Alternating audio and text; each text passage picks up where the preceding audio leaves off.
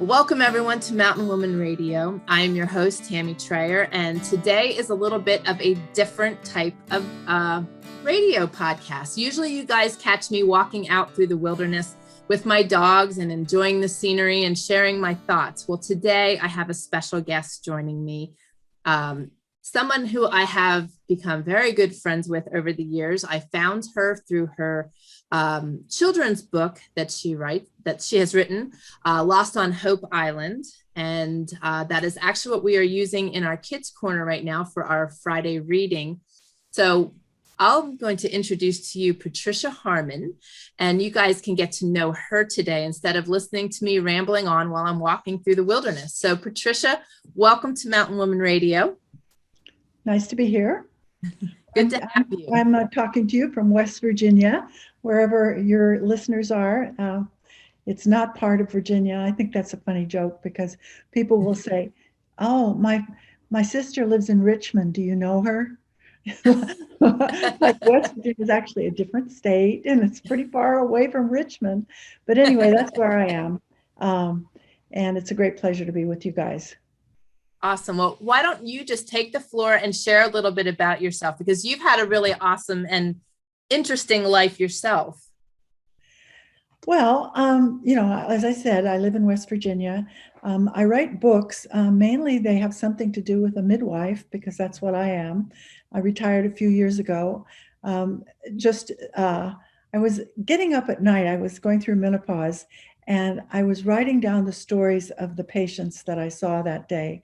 And you might think, if you have ever not been to a midwife, but you might think, oh, well, what does she do? She just delivers babies. But in fact, we do all kinds of women's health care, taking care of people who are teens, right up to older ladies who are going through menopause and even past that. But it was the year that Dr. Harman, who's my husband, and I stopped delivering babies because of the price of malpractice insurance in West Virginia. And in fact, many physicians that delivered babies had to stop just because it cost so much.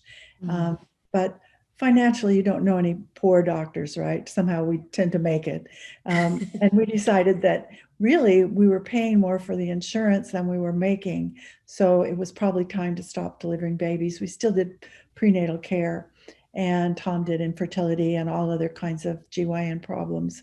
And I did the annual exams and things like that and helped people with menopause. But I was going through it myself and I couldn't sleep. So I would get up at night and think about the patients that I had seen that day. People ask me sometimes, did you always want to be a writer? And I have to answer, no, I never even thought about it. I took a few classes in college, literature and maybe one in poetry or something. And I wrote a few poems, but they probably were mostly bad, except one line that you just go, wow, that's an awesome thought or an awesome line. But mainly in the office, we have nurses and stuff, but we're all busy and nobody has time to go like, Tammy, I just have to tell you what this woman told me. This is incredible. Her husband, blah, blah, blah. And no kidding, she stayed with him, So I didn't have anyone to talk to like that. So I would start writing down the stories, just like a narrative. And after a while, I thought, these could be a book. Now, my husband works in the same office, but I have to tell you, and this might be pretty sexist, but I think this is true of most guys. He was not interested in the details. What he wanted to know is she going to be okay? Is there something we need to do? But I have 3 sons, right? So they were kind of like that too. They wouldn't want to hear mom's great story about this teenager who was pregnant and what was going to happen next or something like that. Right. So I started writing books. I mean, they weren't going to be books. It was just, I was writing the stories. And after a while, I felt, this could be a book. And I think women would be interested because we're interested in each other and we learn from each other. Mm. So I began to put it together as if it might be a book. And at first I wrote it, actually, I thought, okay, if I make it fiction, it would be kind of like in the beginning of the books, it always says, any relation to person, place, and thing is purely coincidental. You know how they always say that? Right. Well, I thought, okay, I could make, me would be Nancy instead of Patsy. Right. And I changed people's names and made it in a different locale and that kind of thing. But somebody I consulted with told me, and if there's any potential writers out there, they said, if it's really basically true, you would be better off to make it narrative nonfiction than fiction, because there's so many people that want to write a novel, and it's just hard to get published. So I did that, and about a year later I was able to find an agent, and they helped me get a publisher. So that was my first book, and it's called The Blue Cotton Gown, and it refers to the little thing you have to wear in the gynecology office that makes you feel naked, because you really are naked. Right. Some of them are paper nowadays, but ours were always Right. cotton. And I felt like it was worth the expense to, pay for cotton and then have to have them laundered. But anyway, that was my first book. And then I wrote another memoir that goes back to the days when my husband, Tom, and I used to live much like Tammy does, and maybe like some of you also do, trying to live in a self-sufficient, sustainable way. And this was many, many years ago. And one of my sons is an organic farmer now. Honest to God, I swear he thinks he invented all these ideas, that no, your dad and I were doing that, before you were born. But we built our own log houses, and we had to carry our water, and, grew our own food and started orchards and things like that. So now I'm a doctor's wife, nothing I intended to do. And really, I became a midwife, and Tom started going to deliveries with me and took an EMT class. So he was a volunteer EMT in this rural area, and then he would drive with me to the births and basically hung around with the dad. I mean, he didn't really come in on the births. We never really did have an emergency. And part of the reason for that, I think, is I was very selective about who could have a home birth. And sometimes the people were just as nice as could be, but maybe she had high blood pressure or something, and it just was not worth taking a chance with the mother or the baby. And just if you aren't familiar with home birth, the research does say that with the low risk mother and baby, it's as safe or safer than the hospital, and your chance of having a C-section is much less. Now, we were lucky, maybe, I don't know, but we had a few transfers, and maybe out of 100 births, we had one C-section, and it was not an emergency. It was failure to progress, and probably the baby was in a bad position or something like that. Okay. So I worked as a midwife, and then I started writing books, and then I thought, I think I could write a novel. And this was about 10 years ago, or a little less.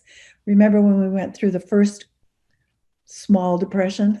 I guess what they call it, recession. I'm not sure what they call it, but that was in 2008. And I thought, I think people could relate to the Great Depression, because we're knowing people who are losing their houses or losing their jobs or having, big financial hardships. And so I wrote a book set in 1929, the day that Wall Street crashed. And it's about a midwife, fictional, although I talk about her like she's real. And my husband has to remind me, Patsy, you made her up, that. I think she's real. Yeah, she's real. She really did live. And all those other people really did live, at least in my mind. And maybe now in your mind, Tammy. Yes. So that's my story, I guess. Do you have any questions, Tammy? Anything I just want to share that I love your materials. Like I mentioned, I found you through Lost on Hope Island, and I progressed on that. And it's Lost on Hope Island. It's the amazing tale of little goat midwives. And there we go. She's showing you the cover. I love it. And she's going to be reading to my kid corner this afternoon as well, and reading some chapters out of book number 2.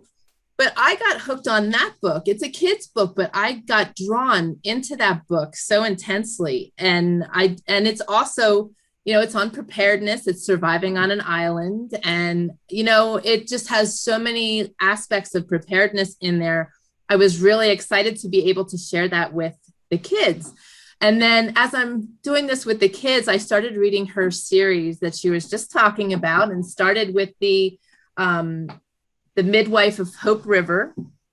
And I just got so drawn into it. And, you know, both of my babies were born in the hospital, but I'll tell you what, after reading her books, I was so wishing that I had home births, because there's just something so very special about that. And, you know, a lot of the people I know were born in their homes, and there's just something very, I can't help but think of another word, but romantic about that, in that you have that very personal setting to have your babies and to have your family together. And reading her books, it's so cool. Like she said, I'm dying to write fiction, and I'm trying to formulate all these characters in my head. And through my author friends, it's so funny listening to them talking about their characters as if they are friends. And I totally get how that happens, because you start forming these characters and you basically form a relationship with them as they're like taking off on the page. But there was so many things in your book that drew me in. I love the time and the era, the setting. You know, my husband and I always say we were born 100 or 200 years too late, and would have just fit in so well in those earlier eras. And so reading through that, how they were on horse and buggy, and the different experiences they had to work through, and the fact that hospitals were so far away and so hard to get to, you know, so they had to do it that way. So it was just it really drew me in. So I'm on book number 3 now, and thoroughly enjoying the characters, thoroughly enjoying the setting, and just some of the bursts. The one that sticks out, and I can't remember their name, but when they were the couple that was dancing, instead of going through anguish and pain while she was going into contraction, she and her husband would dance through the living room. And it's just really funny. I mean, everybody does things different. Everybody has different ways of handling things. So it just added, there's lots of humor, it's just a very, very good book. Very, very well written. And I can't thank you enough, because I greatly enjoy being taken away into other places, but also places that I can relate to in some ways. So it was very well written, and I highly recommend your books to everybody I come in contact with. Well, it's interesting because somebody said, who knows me, said, so is that character, that midwife, is that you? And I'm like, well, I try to make her not me. She comes from up near Chicago. You know, it's a time before I was even born. And she's small and wears wire rim glasses, and I'm quite tall. And so, but then I sort of smiled and thought to myself, yeah, but the words that come out of her mouth are that's me. That's me talking. That's what I would say if I were her. And I'll just tell you, Tammy, thank you for your nice words about the books, but I'll just tell your listeners that the nicest review I ever got was written on a little yellow sticky like you have in an office, and it was by a patient, and it said, I laughed, I cried, I was inspired. And I thought, isn't that what we want in a book? Yep. I mean, laugh and to cry, you know, not to sob, or, you know, not to feel bad when the book is over or anything. And that's the other thing that I think is interesting. When you sell your book to a publisher, and I have some of my books are independently or self-published, but most of them are with a larger press. But when you sell your books, it's their book, and my publisher is super nice and always consults me. But I kept coming up with titles for the book that they didn't like. And they wanted midwife to be in there because they thought it would help sell. Okay. And mine, I think, was Sound of the Heart, which I thought was very poetic, kind of cool, because she's always listening to babies' hearts and that kind of thing. But in the end, I think my editor picked The Midwife of Hope River because the Hope River Valley figures in, you know, it's the region of West Virginia where this book, the story supposedly happened. And afterwards, and I thought, okay, that's all right. I guess it's not very poetic, but now I really like it because it's about hope. Mm-hmm. And I think that's what ties all my books together is no matter how dark the times may be, there is always hope. So I don't know if that's a good place to stop for your well, listeners or not.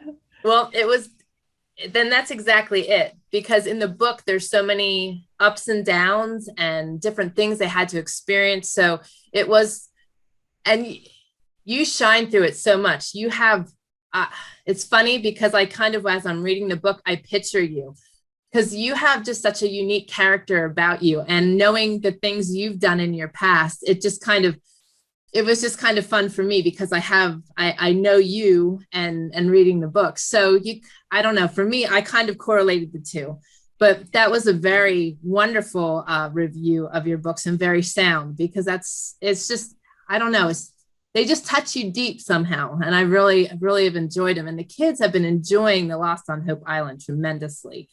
So I'm really grateful that I got to have you on here, and we'll definitely have to do this again when we have a little more time. It'll be fun. Thank you for sharing yourself with my audience. And guys, you can find Patricia's materials by going to trayerwilderness.com/Patricia Harman. And I will have all of her books listed in the show notes, as well as her website, so that you can go and check her out. And I highly recommend starting reading her books, because you guys, if you love what I'm doing and you love our lifestyle, you're going to love diving into her books too.